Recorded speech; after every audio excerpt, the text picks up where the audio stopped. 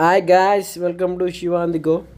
ఈరోజు మనం చిదంబరం టెంపుల్కి అయితే వెళ్తున్నాం. ఇదే చిదంబరం నటరాజస్వామి టెంపుల్ అనమాట. 40 ఎకరాల విస్తీర్ణంలో ఉంటుంది. మన ప్రపంచంలోనే అతిపెద్ద శివాలయం ఇదే అనమాట. చూడ్డానికి మాత్రం చాలా సూపర్ ఉంటుంది. ఇదే ఎంట్రన్స్ గోపురం అనమాట. మనం లోపలికి అయితే వెళ్తున్నాము. ఇది నార్త్ గేటు.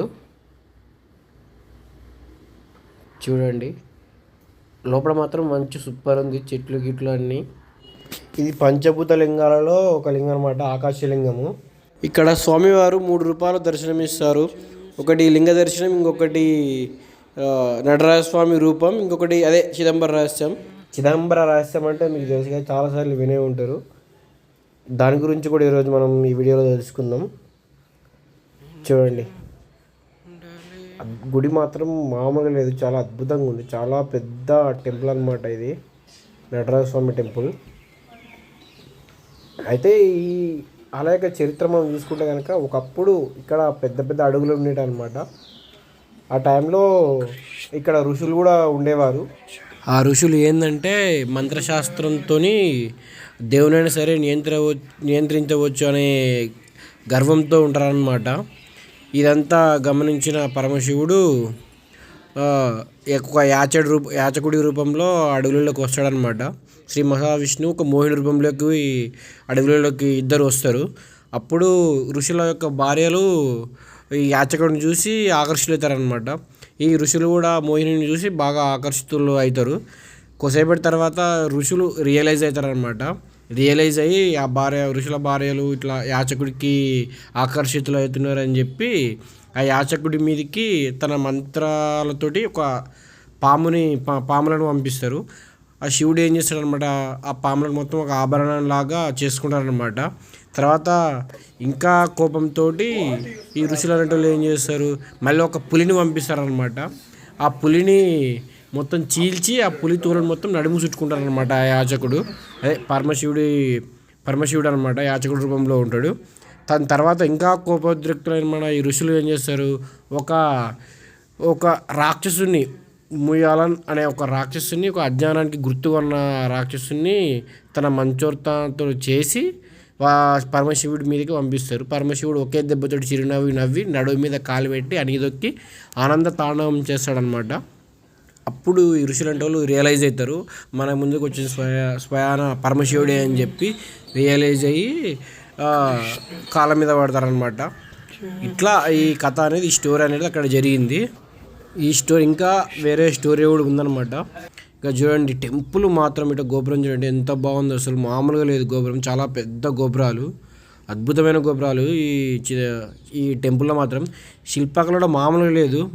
ఆ కాలంలో చోళరాజులు కన్స్ట్రక్షన్ చేశారు అనమాట ఈ టెంపుల్ని.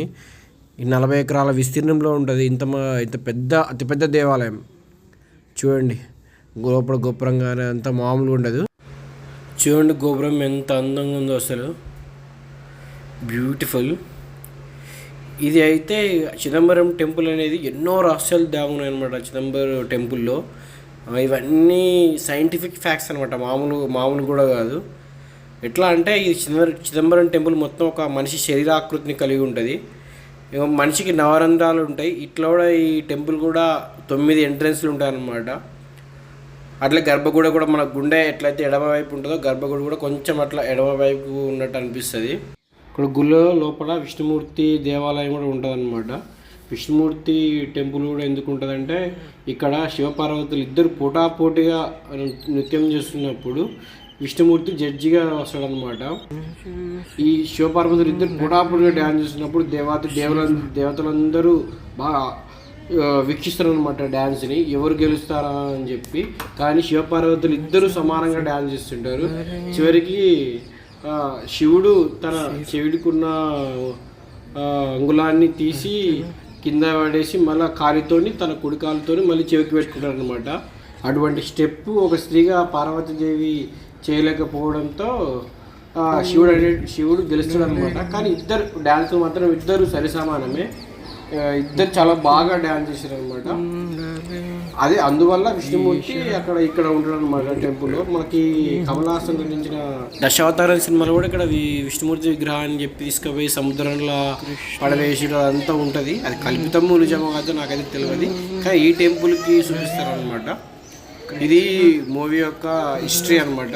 ఈ టెంపుల్ ప్రతి ఒక్కటి ఇక సైంటిఫిక్గా ప్రూవ్ అయింది అనమాట. ఈ ఆలయంలోని నటరాజ స్వామి ఎడమకాలు బొడనవేలు ఈ అయస్కాంత కేంద్ర భూమధ్య కేంద్ర బిందువు అనమాట. ఆ కేంద్ర బిందువు మధ్యలో ఉంటుంది. ఇక్కడ దాదాపు శక్తి మొత్తం శూన్యం అనమాట. అందుకే ఇక్కడ ఆకాశలింగం అని అంటారు. అంటే దాదాపుగా నిరాకారుడు అనమాట శివుడు. ఈ ప్రపంచం మొత్తం ఇట్లా వ్యాపించి ఉంటాడు అనమాట. అందుకే అక్కడ ఏమీ ఉండదు. చూడండి గుడి ఎంత అందంగా ఉందో అసలు. ఇక ఇది కోనేరు అనమాట. ఇక్కడ కొంతమంది స్నానం కూడా చేస్తున్నారు. సూపర్ ఉంది. కోనేరు చాలా పెద్ద ఉంది అనమాట. ఇక్కడ చేపలు కూడా చిన్న చిన్న చేపలు ఉంటాయి, వాటికి ఆహారం కూడా వేస్తుంటారు. ఈ ఆలయ గోపురానికి దాదాపు 21,600 బంగారు రేకులతో తాపడం చేసిరు అనమాట.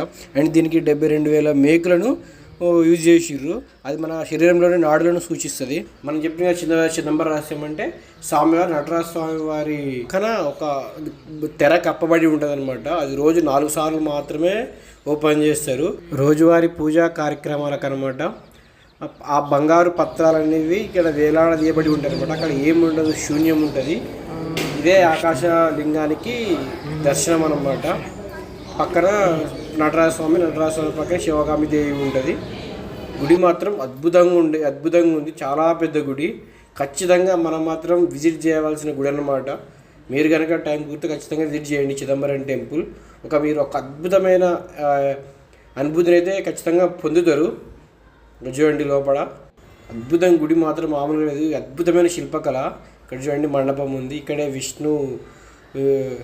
విష్ణు టెంపుల్ ఉంటుంది అనమాట దగ్గరలో ఇక్కడనే.